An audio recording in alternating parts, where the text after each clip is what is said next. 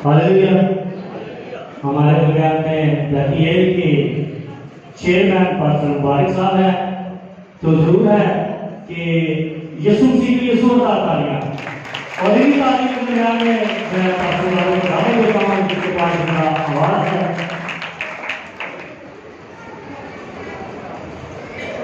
Hallelujah. सब बोलेंगे hallelujah. तो आज हम खुदावंद के कलाम मुकद्दस में से अंजील की उम्मीद के बारे में सीखें। तो अगर स्टैंड है दूसरा आपके पास, तो अगर है तो मेहरबानी।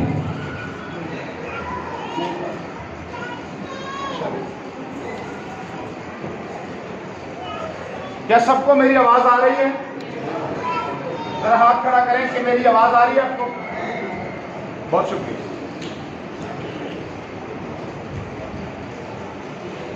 आज हम सीखेंगे अंजील की उम्मीद।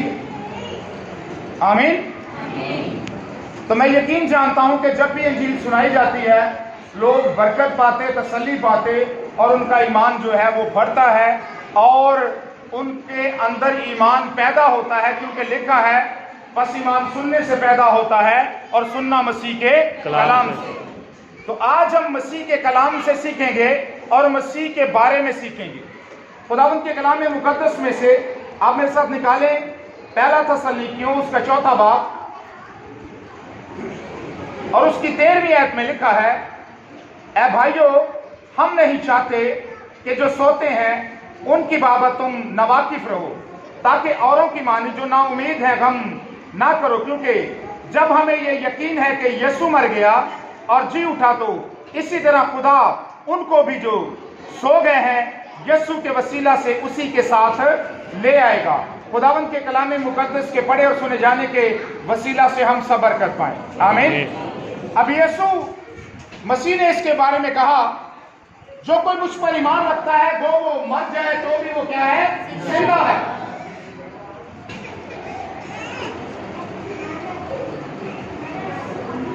अगर कोई शख्स जिंदा है और वो यीशु पर ईमान रखता है और अगर वो मर जाए तो फिर भी वो क्या है? वो जिंदा है। तो पौलुस कहता है कि तुम इन बातों से एक दूसरे को क्या दिया करो? तसल्ली दिया करो। इन बातों से एक दूसरे को क्या दिया करो भाई? तसल्ली दिया करो। अगर आपकी तवज्जो चाहिए बराए मेहरबानी, अगर आप कलाम सुनना चाहते हैं, मैं आपका ज्यादा वक्त नहीं लूंगा। हमारे पास टोटल 20 मिनट है और मैं जानता हूं कि वक्त बहुत गुजर चुका है, आप बड़ी देर से इबादत कर रहे हैं।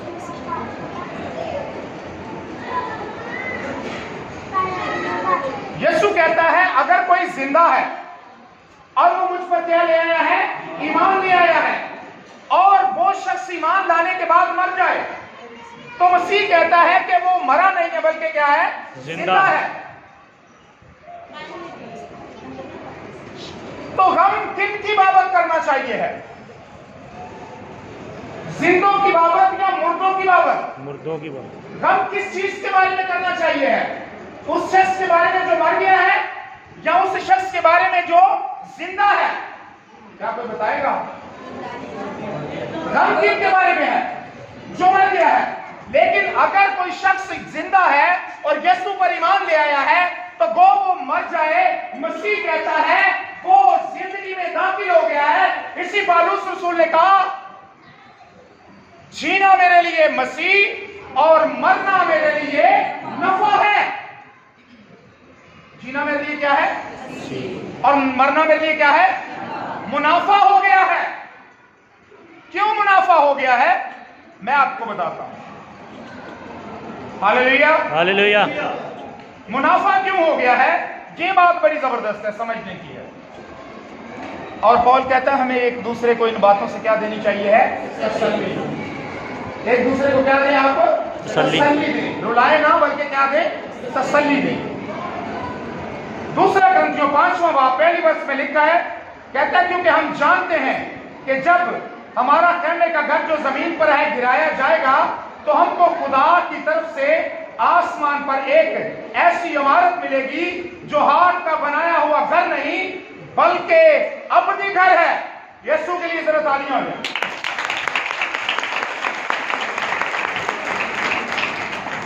ये पौलुस कहता है और दोहराता है मसीह खुदावंद की बात को, जिसने कहा मेरे बाप के घर में बहुत से मकान हैं, अगर ना होते तो तुमसे कह देता। मेरे बाप के घर में क्या है? बहुत से मकान। अगर ना होते तो तुमसे कह देता। पर ये मकान जो है ये किनके लिए है? जो कोई जिंदा है और मुझ पर ईमान लाया है, वो मर जाए तो फिर वो किन मकामों को हासिल करेगा? जो अपनी मकाम है, वो अपनी घर को हासिल करेगा। Hallelujah, hallelujah, hallelujah, hallelujah, hallelujah, hallelujah, hallelujah, hallelujah, hallelujah. तो पौलुस रसूल ने इसीलिए कहा, और ये बड़ी हैरानगी की बात है, जब कलाम शुरू होता है तब काम याद आना शुरू हो जाते हैं। ये कर लो, वो कर लो, ये कर लो, वो कर लो। ये शैतान है असल में, जो ये चाहता है कि कलाम को बड़े गौर से सुनाई ना जाए।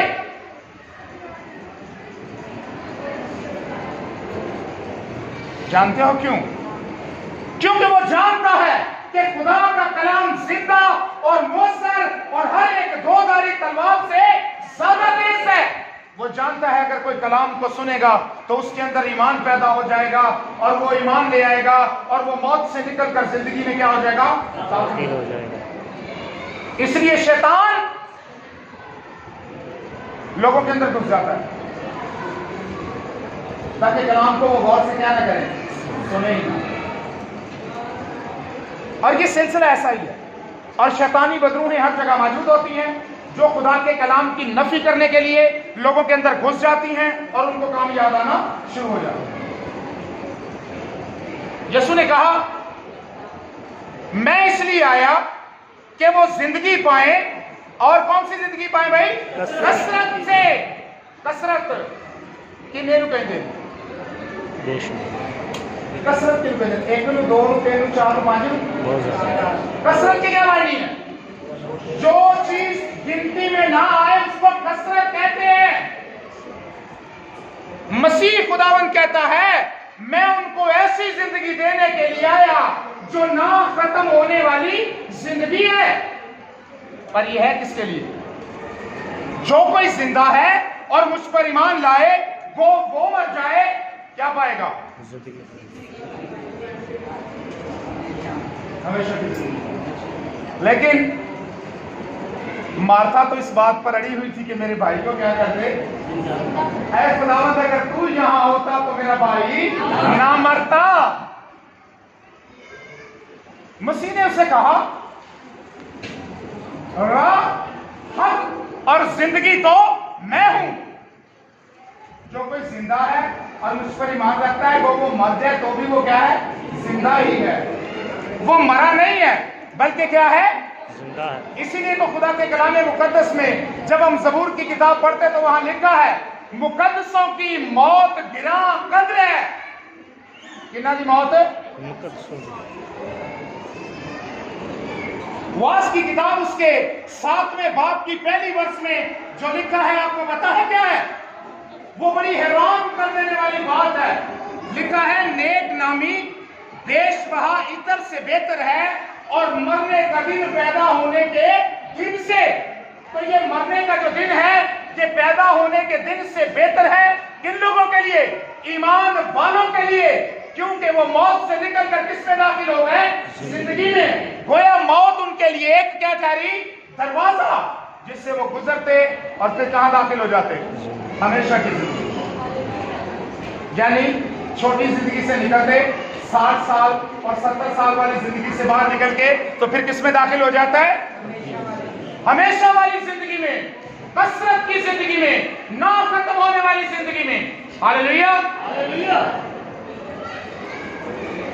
लूका की इंजील उसके दूसरे बाब कि जब हम 8वीं आयत से पढ़ते हैं तो वहां फरिश्ता गदरियों पर जाहिर हुआ और वो डर गए। वो कहने लगा डरो मत, मैं तुम्हें एक बड़ी खुशी की बशारत देता हूं।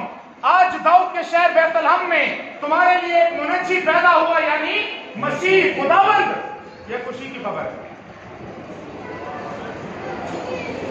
जिंदगी देने वाला आ गया है, आपको मौत से निकाल कर कहां ले जाने वाला? जिंदगी में। Hallelujah, hallelujah, hallelujah. तो मरकस की अंजील में लिखा है, जाओ सारी खलक के सामने अंजील की मनादी करो, और जो ईमान लाए और बपतिस्मा ले वो नजात पाएगा। किससे? मौत से। किस चीज से निजात पाएगा? वो मौत से निजात पाएगा, वो बच जाएगा। किस चीज से? मौत से। कौन सी मौत से? अगर कसरत की जिंदगी है तो ये मसीह के पास है, लेकिन और भी एक चीज है ना खत्म होने वाली, जहां रोना और दांतों का पीसना है। ये उन तमाम नाफरमानों के लिए होगी जो ईमान नहीं लाते, जो मसीह पर ईमान नहीं लाते और अपने गुनाहों की माफी का बपतिस्मा नहीं लेते। अगर कोई ऐसा शख्स ऐसी हालत में मर जाए तो फिर वो वहां जाएगा जिसके बारे में लिखा है, वहां रोना और दांतों का पीसना होगा। ना उनका कीड़ा मरेगा और ना उनकी आग बुझेगी। यानी ये भी ताबत चलने वाली चीज होगी। हालेलुया। पॉल कहता है, और तुम इन बातों से एक दूसरे को क्या दिया करो, और तुम्हारे पास एक बड़ी उम्मीद है। कौन? मसीह खुदावंद। हमारे पास एक बहुत बड़ी उम्मीद है, वो कौन है भाई? मसीह खुदावंद। कौन? अगर कोई बचना चाहता है तो जनाब उसको दावत है, वो खुदावंद मसीह के पास आ जाए, जिसने ये दावा किया है कि मैं इसलिए आया कि वो जिंदगी पाए और कसरत की जिंदगी पाए। अगर वेला लंघ गया, अगर आप मर गए, क्योंकि किसी को भी अपनी मौत के दिन के बारे में कोई पता नहीं है। किसी शख्स को भी अपनी मौत के दिन के बारे में कोई पता नहीं है। अगर कोई शख्स मसीह पर ईमान लाने से पहले मर गया तो फिर उसकी कोई उम्मीद ना होगी, फिर उसकी कोई उम्मीद नहीं है, उसकी कोई गारंटी नहीं है। पादरी का मिटाई जाए, पादरी ने क्या मर्जी, पादरी कही जावे कि बाप इब्राहिम की गोच जगह दे। कहने से क्या होता है? मैं कई लोगों को कहता हूं, यार तू तो बादशाह है। मैं कई लोग कहता हूं, यार तू तो बादशाह है, तो क्या वो बादशाह होता है?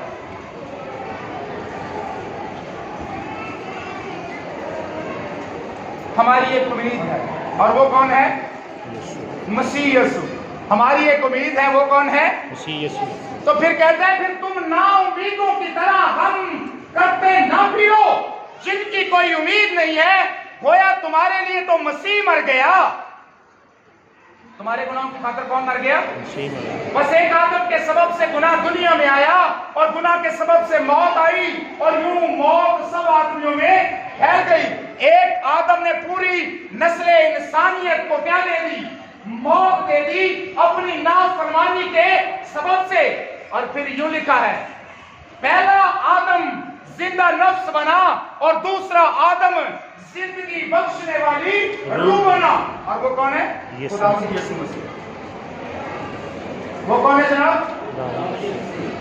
और जो कि उस पर ईमान लाए हलाक ना हो बल्कि हमेशा की जिंदगी पर। वो हमारे गुनाहों के लिए मुआ, दफन हुआ, तीसरे दिन मुर्दों में से जी उठा, आसमान पर चढ़ गया, जहां से फिर आएगा और जिंदों और मुर्दों की क्या करेगा? अदालत करेगा। और दैनी तरफ वालों से कहेगा, अरे मेरे बाप के मुबारक लोगों, वो बादशाह जो बनाए आदम से बेशतर तुम्हारे लिए यानी ईमान वालों के लिए तैयार की गई है, उसे मिरास में ले लो। लेकिन बाईं तरफ वालों से कहेगा, ऐ मलाउनों, मेरे सामने से हमेशा की उस आग में चले जाओ जो शैतान और उसके फरिश्तों के लिए बनाई गई। तो जब हमारे पास अंजील है यानी खुदावंद मसीह है, तो समझो हमारे पास जिंदगी है। और कौन सी जिंदगी है? 70 साल की जिंदगी छड़नी है। जो इसी पर ईमान लाता है उसकी बात कर रहा हूं। 70 साल की या 80 साल की जिंदगी छोड़नी है उसने, और दाखिल कहां हो जाना है? Long life. हमेशा की जिंदगी। तो कहता है तुम इन बातों से एक दूसरे को क्या दिया करो। तो खुदावंद आपको बरकत दे और अपनी बरकत से माला माल।